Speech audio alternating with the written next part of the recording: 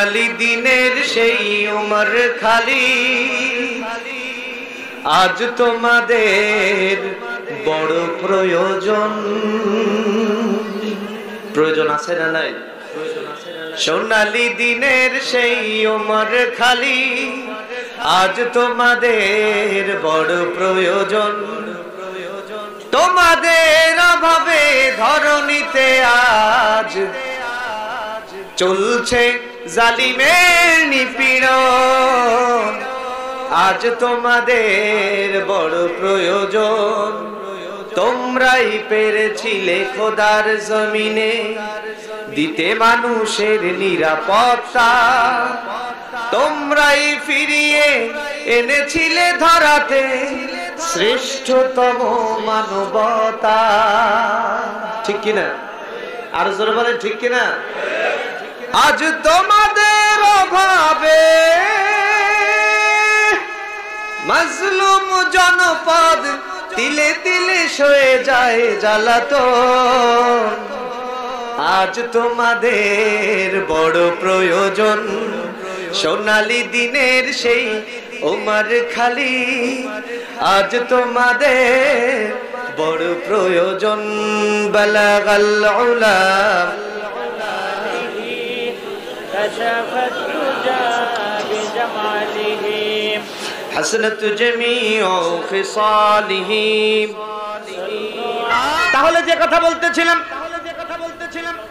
আল্লাহর নবী বিশ্ব নবী রাসূল করিম সাল্লাল্লাহু আলাইহি সাল্লাম 40 বছর পর্যন্ত মরু আরবের অসভ্য বর্বর নৃশংস মানুষের কাছে আল আমিন as-সাদিক বলে বিশ্বাসী মানুষ হয়ে গেলেন। জোরে বলি সুবহানাল্লাহ। সেই সময় কিন্তু আল্লাহর নবীর প্রতি এই কোরআন নাজিল হয়নি। আল্লাহর নবীর বয়স যখন 40, কোরআন নাজিল হলো না। 17 বছরের একজন যুবক দাঁড়িয়ে গেল মক্কার মানুষের সামনে। ও মক্কাবাসী, তোমরা আজকে যে মানুষের অর্থ লুটে বুটে খাও, সন্ত্রাস করো, নৈরাজ্য করো, মানুষের উপর মানুষ হয়ে মানুষের উপর অত্যাচার করো, এটা কখনো সমাজে আমরা কখনো সহ্য করতে পারি? ভালো লাগে কারোর কি? আল্লাহর নবী দাঁড়িয়ে গেলেন 17 বছরের যুবক। আল্লাহু আকবার বলেন। আল্লাহর নবী দাঁড়িয়ে গেলেন, সঙ্গে আরো যুবক। আল্লাহর নবী বিশ্ব নবী হিলফুল ফুজুল নামের শান্তি সংঘ গঠন করে গোটা মক্কাবাসীর চরিত্রে পরিবর্তন আনার জন্য ওই যে 17 বছর থেকে 40 বছর পর্যন্ত টানা আন্দোলন করলেন। আল্লাহর কসম, কোরআন হাতে বলছি, একজন মানুষের চরিত্র পর্যন্ত পরিবর্তন হলো না। তার কারণ কি? কারণ হলো আল্লাহ রাব্বুল আলামিন সেই সময় আসমান থেকে কোনো বাণী পাঠাননি। 40টা বছর বয়স যখন হয়ে গেল, আল্লাহর নবী বিশ্ব নবী হেরা পাহাড়ে আল্লাহ তাআলা কোরআন দিলেন। সংক্ষিপ্ত করে বলছি, কষ্ট হচ্ছে না তো?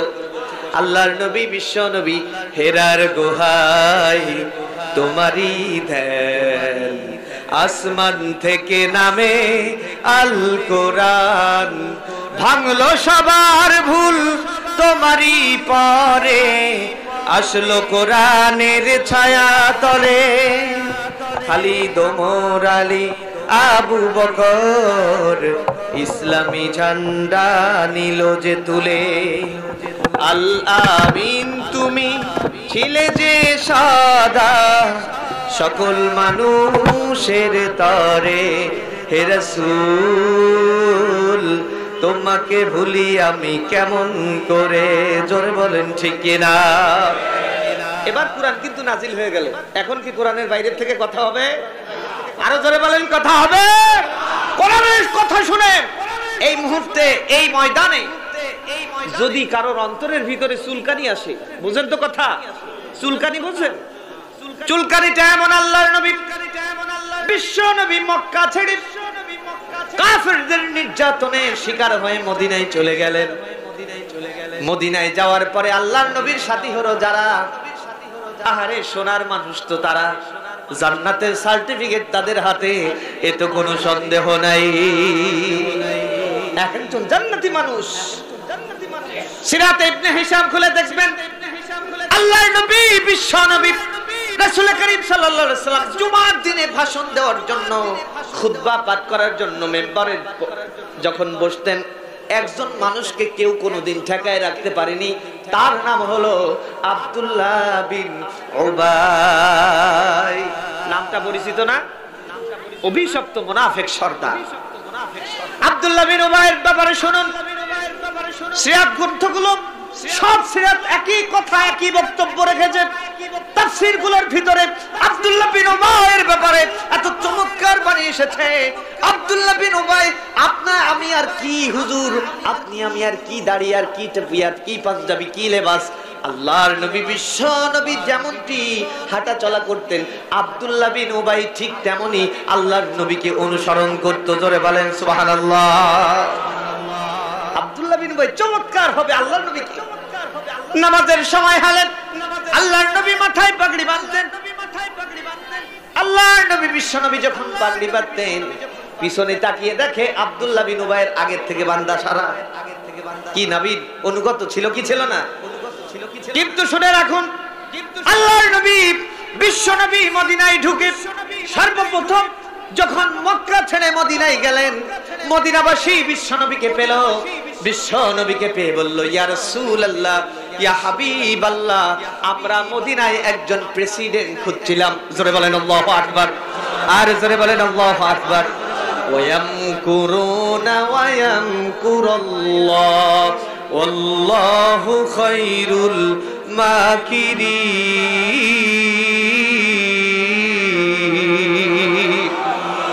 আর জোরে বলেন আল্লাহু আকবার। আল্লাহর নবী বিশ্ব নবী রাসূল করিম সাল্লাল্লাহু আলাইহি সাল্লাম মক্কা ছেড়ে কাফেরদের নির্যাতনের শিকার হয়ে মদিনায় গেলেন। ওরা ভেবেছিল মুহাম্মদকে যদি এই দেশ থেকে বের করে দেই, আমরা মনে হয় মক্কার রাজ করতে পারবো। আসলে কি পেরেছে নাকি? আর জোরে বলেন পেরেছে নাকি? যতদিন যায় কর্মী তৈরি হয়, যতদিন যায় আল্লাহর জমিনে আল্লাহর দ্বীন কায়েমের সমর্থন বাড়ে, কর্মী বাড়ে। আল্লাহু আকবার। বাড়িয়ে দেন যিনি, যিনি কে? আর জোরে বলেন কে?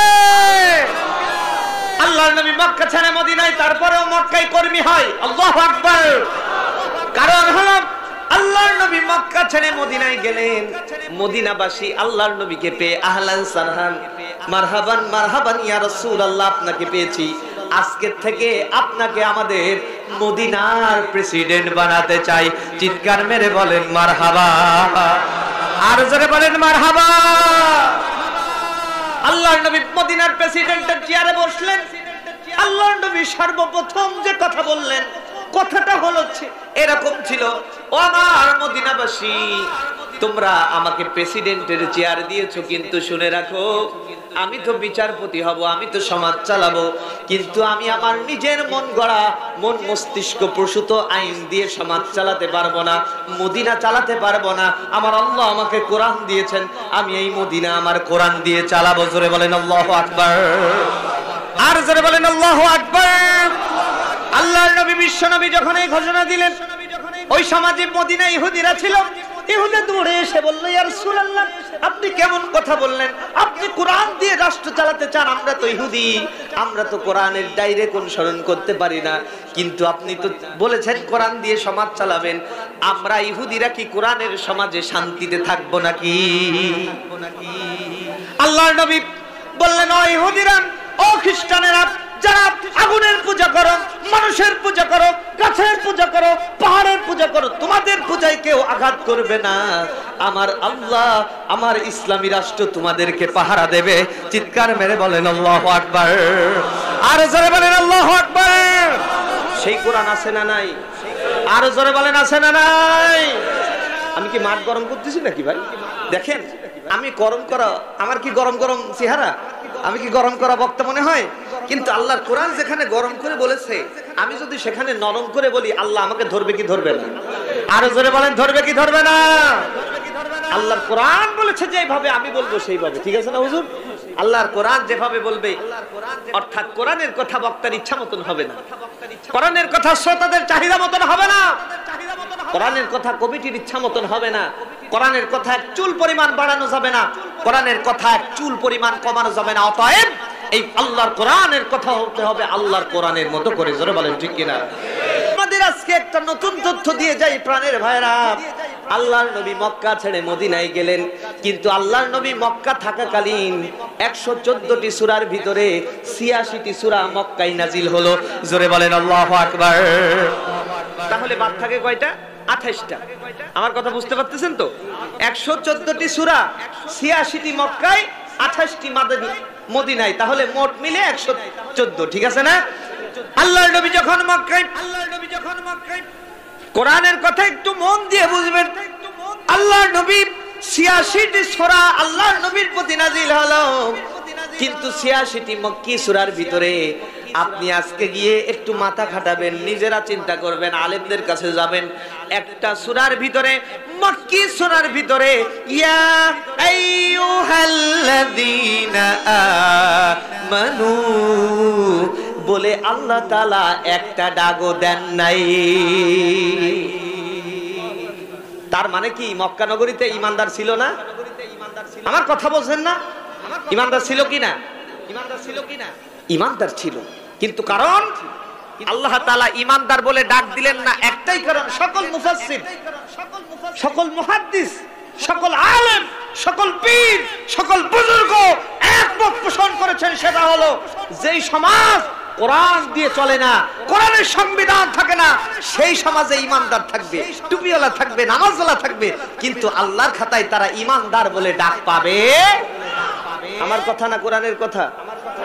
86টি সূরার ভিতরে আজকে যে খুঁজবেন যে মিরাজ ভাই আপনি কি বলে গেলেন, ভুল তথ্য দিলে আমি আবার আসবো। আমার ভাইয়ের প্রোগ্রাম আছে ঈদের পরে 19 তারিখে, সাদিকুর রহমান আজহারি থাকবে আর আমি থাকবো ইনশাআল্লাহ। সেই দিন আমার ঘাড় মোটকে ধরবেন যে আপনি ভুল তথ্য দিয়েছেন। আমার ভাইরা আসল কথা এটা নয়।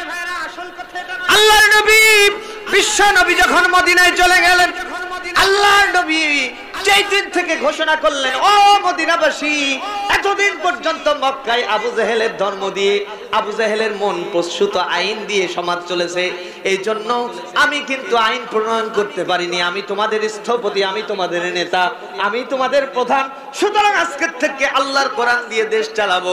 আল্লাহর আরশ খুশি হয়ে গেল, আল্লাহ আয়াত নাযিল করলেন, ইয়া আইয়ুহাল্লাযীনা আমানু তাকুল্লাহা হাক্কা তুকাতিহি ওয়া লা তামুতুন্না ইল্লা ওয়া আনতুম মুসলিমুন। আল্লাহ ডাক দিলেন সর্বপ্রথম মদিনা, ইয়া আইয়ুহাল্লাযীনা আমানু, ইয়া আইয়ুহাল্লাযীনা আমানু, একটা বার নয়, দুইটা বার নয়, তিনটা বার নয়, মাত্র 28টি সূরার ভিতরে 133 বার আল্লাহ তাআলা ঈমানদারদেরকে ডাক দিয়েছেন। জোরে বলেন আল্লাহু আকবার। এজন্য এই কোরআনের জন্য আমাদের নিবেদিত হওয়ার দরকার আছে না নাই? আরো জোরে বলেন আছে না নাই? আমরা এই সত্য মুখে নিয়ে মরবো, আমরা কোরআনের সমাজ চাই। আল্লাহ তৌফিক দান করুক। জোরে বলেন আমিন।